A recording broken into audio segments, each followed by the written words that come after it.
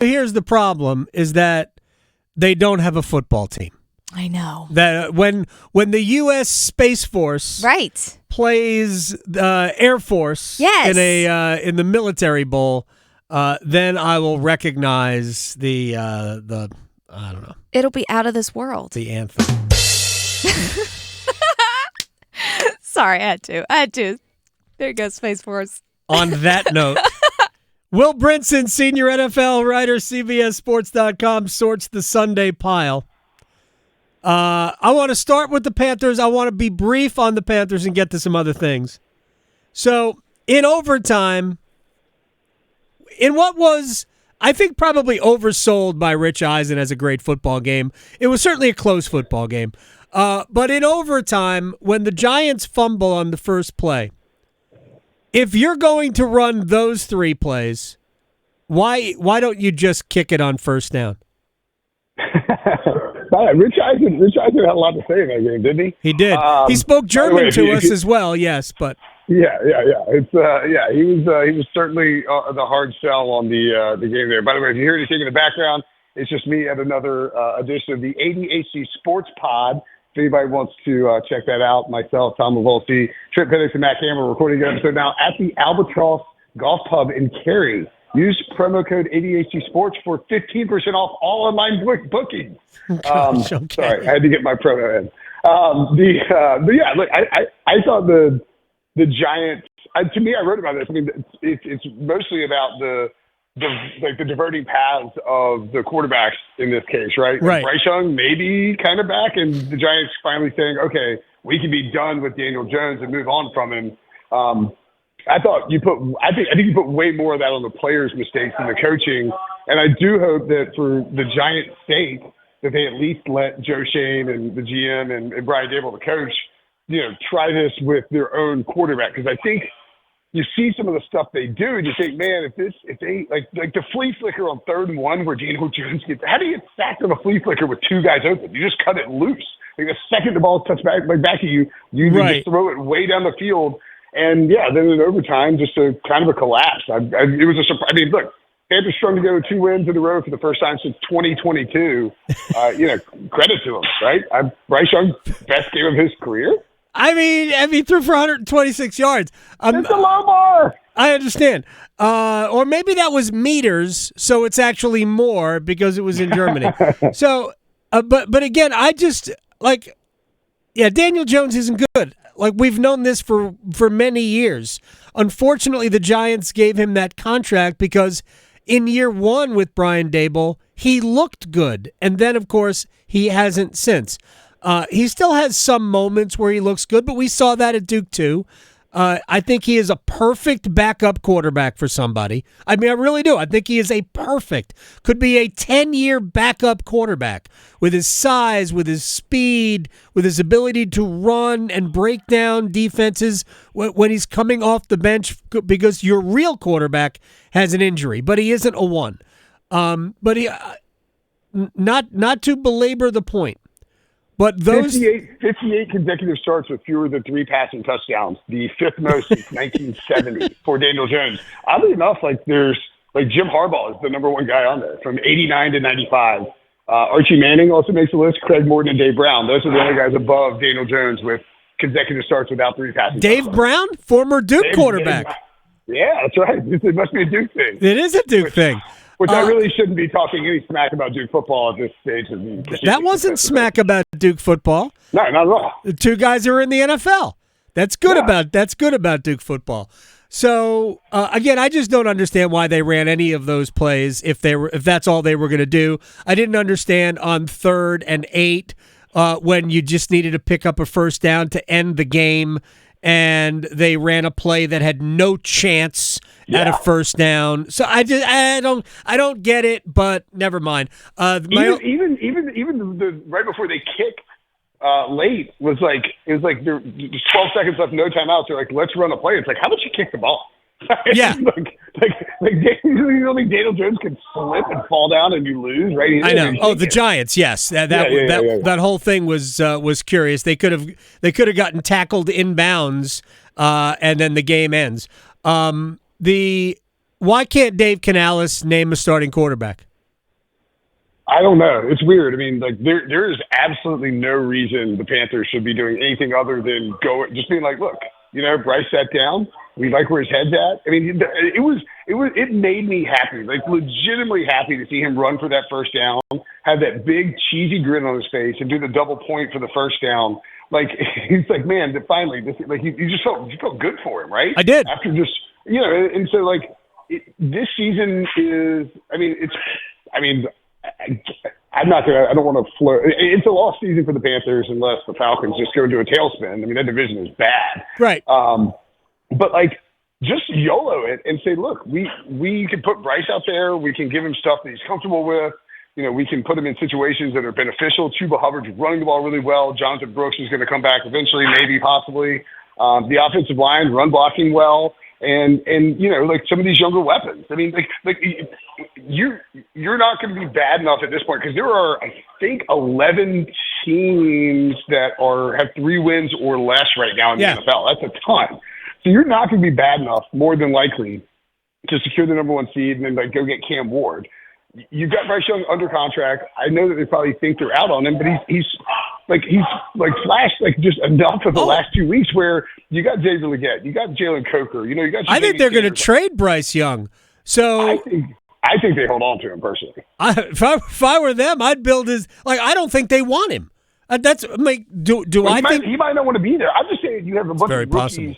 You have a bunch of rookies at wide receiver and tight end and running back. And you have a second-year quarterback who you really haven't given a fair chance. Just put him out there and just see what happens the rest of the season. If he loses a ton of games, you're closer to a top pick. And if he wins some, maybe you got something for next year. I don't understand why this is such a difficult thing for Dave Canales to get. Let me move on to a former NC State quarterback. Russell Wilson threw for 195 yards and 3 touchdowns, including that absolute from the heavens throw to Mike Williams for the go-ahead touchdown late on. The signature Russell Wilson moon ball. It just incredible. I don't think Russ is consistently even very good, but he has moments of brilliance, and I think that's all Pittsburgh needs to be a problem is moments of brilliance for him. I think Washington probably left that game available for them with as many mistakes and drop passes as they had. But Russ was available to make those plays, and what he gives them is something Justin Fields could not. Correct. And that's, even though I disagreed with the move initially, I don't even understand why it's a debate for some people. Russ better than Fields, and the Steelers are dangerous. Yeah, I mean, they're 7-2. They play great defense. They run the crap out of the ball. I mean, Najee had 21 carries. Jalen Warren had 14. They weren't particularly efficient, and Najee got banged up by the goal line. But Russ opens up that running game, and more importantly, he unlocks George Pickens, who's had another great game. 5 catches, 91 yards and a touch. Right. I mean, and then Mike Williams. I mean, this is just like the island of cast off misfits, right? Yes. I mean, Mike Williams signed his offseason. Russ basically signed for nothing, or he signed with the Jets this offseason and traded last week. I mean, it's the type of team that you don't think is when they get to the playoffs, the Bills and the Chiefs are going to be there. I probably like the Chargers a little bit more than the Steelers, but I think they're kind of similar, right? You have more upside at the quarterback with the Chargers, but you just have a team that is, and this is what Mike Tomlin wanted from Russell Wilson. Come in, open up the passing game a little bit, get the most out of your receivers, don't make dumb mistakes, don't turn the ball over, just let the defense in the run game get you in there and find ways to win. And they got a coach who doesn't flinch. And to his credit, he told us that Russ was in the pole position before the season started, and Russ ended up taking the job, but his injury with the calf injury during the preseason, and it led to Justin Fields taking over. He bridges the gap, and there's probably going to be a time when they will use a little Justin Fields here and there. But shout out to my buddy Carver McLaren. He said it first on yesterday on ATW, but I agree with it completely. Russ is reviving what we thought was a lost Hall of Fame career. I've never seen anything like this. I don't think he was in the Hall of Fame. It was a done deal. He was just going to be a Hall of Famer. Just had to play out average to above average seasons. He's so bad with Seattle and so bad with Denver. that he like moonwalked his way out of the Hall of Fame, and now he might be like forcing his way back in. But like if the Steelers make any kind of a run or like go and win the division, I mean, he's not going to win MVP, but he'll sneak a vote or two, like as a down ballot guy. Well, okay, they like vote for 5 guys. Like Matthew Stafford got one last year, so I mean, okay. All right. So maybe Russ gets a 5th place vote, but it doesn't even matter. Like, somebody in Pittsburgh's going to give him a 5th place vote, and he'll get his first ever MVP vote. And then like all of a sudden he's just back on track for Canton if he keeps playing the way he's playing, and he's not playing like a super high level. It's just this is what we thought Russ would be when he got older, and he's actually doing it in Pittsburgh, which it's just so odd he didn't do it with Sean Payton. Will Brinson is joining us here on the Adam Gold Show, as he does every Monday. All right, let me get to the Detroit Lions did everything they could to not win yet last night against Houston and still won. Jared Goff threw 5 interceptions. Don't even care that one of them was on a Hail Mary. If we forget it, he threw 4 interceptions, and they won the game. Is that more about Detroit, or is that more about Houston? I think it's about Detroit. I mean, look, Houston was banged up. John Mechie is their leading receiver, and it's an awesome story that Mechie's out there playing well. Tank Dell should have had a touchdown. C.J. Stroud underthrew it. And I thought, Chris Collinsworth pointed this out, but during the early part of the game, C.J. Stroud looked really calm in the pocket.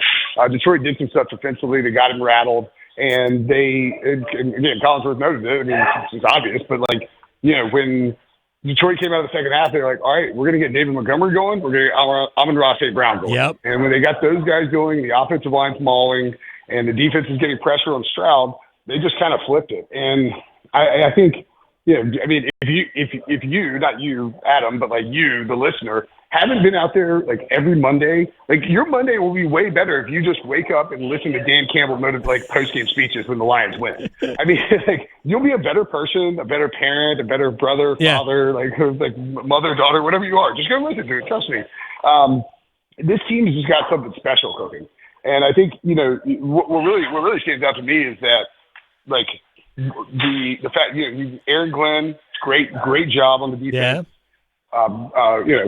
Ben Johnson, incredible job on the offense week after week with all these weapons. And then like the fact that, the NBC did a piece on Gibbs and Montgomery talking about how they don't care who gets the yardage. And it's the same with the receivers. Like Amon-Ra St. Brown is a top 10 NFL wide receiver, and he doesn't care if he's not getting targeted every play. Like they spread it around. They're really unselfish. They embody the head coach. And they just find different ways to win every single week. I want they're 8-1 now. I want them to go win the Super Bowl because it'd be awesome for that city. It'd be great for the coach. And I think it'd be cool for Jared Goff, who has really reinvented himself. And he's a number 1 pick and went to a Super Bowl with the Rams and was part of this offensive revolution with Sean McVay, but has somehow reinvented himself and is this hyper likable guy. Which I think he is in Detroit. It's just like this team. If you have to be a Packers, Bears, or Vikings fan to root against the Lions. That's the only excuse. All right, I have 3 more teams I want to get, but I'm going to combine 2 of them, and that'll be the last one. San Francisco got Christian McCaffrey back. It looked like they were trying to lose to Tampa, but ultimately they won it because Jake Moody finally made a field goal. I guess he made 3. Combine this with the Chiefs. Is that where this is going? No. I'm not. No, this San Francisco is on its own. Okay. Are the 49ers with McCaffrey with enough of Deebo Samuel, because they have George Kittle. The other wide receivers they have are fine. They're not awesome. Jennings and Pearsall are fine, but if you have Kittle, Pearsall might be good, man. Yeah, right. But I mean, he's a rookie and he's coming back from being shot in the offseason.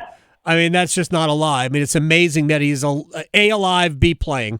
But are the 49ers potentially the second best team in the NFC? Yeah, they can be the best team in the NFC. I mean, they have 4 losses. They can't. Right? They're not better than Detroit on their best day, I don't believe. I don't know, man. Brock Purdy's done a lot of stuff without Christian McCaffrey, and now he gets his blanket back. That's a big deal. Their 4 losses, 1 score to Minnesota, 1 score to the Rams, both of those on the road. 1 score to an Arizona team that looks really good, and then they lost by 10 to the Chiefs, right? Other than that, they've handled their business. And, I think they've handled their business in a way where you lose Brandon Ayuk for the season. Deebo had some turbo COVID or the flu or something for 3 weeks. McCaffrey hasn't played at all this season. They've had a lot of bad luck. The defense has been banged up. Dre Greenlaw coming back from that Achilles injury at the Super Bowl. They've had a lot of bad luck, and they're still 5-4. Have a great coach. Now the schedule is not easy. They have the Seahawks, Packers, and Bills up next. Yeah, the Bears are trash. Another game with the Rams, Dolphins, and then the Lions and the Cardinals again. So it's a tough schedule. But I think in the NFC, even as tough as the NFC is, they are absolutely. They might not win the division. I think they probably should be close to the favorite, if not the favorite, to do so anyway. But this is a team that's going to be a problem as they start to get healthier with the coaching they have and the talent they have for sure. All right, final question. This is where we combine two teams, and we have no more than a minute. Who are more fun? Which team is more fun to watch completely implode? The Jets or the Cowboys? The Cowboys. I mean, it's delightful. Like, Jerry Jones is like, what do you want? You want to tear down the stadium and build a new one? It's like the Jets are just sad. Like, I mean, Jerry's like CeeDee Lamb is complaining about a sun in his face. Yeah. And Jerry, it's like, dude, they did WrestleMania there. They hung curtains. Like, just hang some blackout shades and so, stop letting your hubris interfere with your team's ability to win. The Jets are just sad and pathetic, and they're not it's not enjoyable. The Cowboys blowing up. Sure, it is extremely enjoyable. I'd say they're both incredibly enjoyable. But Jerry is right. Jerry's like, we knew where the sun was. Yeah, everybody knows where the sun is. Yeah. Deal with it.